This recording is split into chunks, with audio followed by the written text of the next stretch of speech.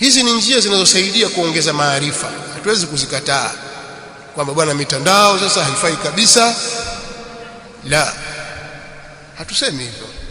Ni katika vitu vyenye kuongeza na kuchagiza katika suala la maarifa, lakini sio kwamba ndio mwanzo ndio mwisho watu kwamba sasa vyuo vifungwe, madarasa zifungwe, haina haja tena. Kwa nini? Kwa sababu mitandao ipo.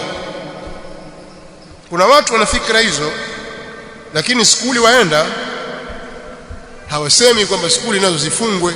Kwa nini serikali yaweka mabajeti makubwa kujenga maskuli, kuhakikisha wanafunzi kwa maskuli wanakula, wanalipiwa karo zao, ya nini sasa? Kama mtandao upo, simweke nyumbani tu bwana akasoma.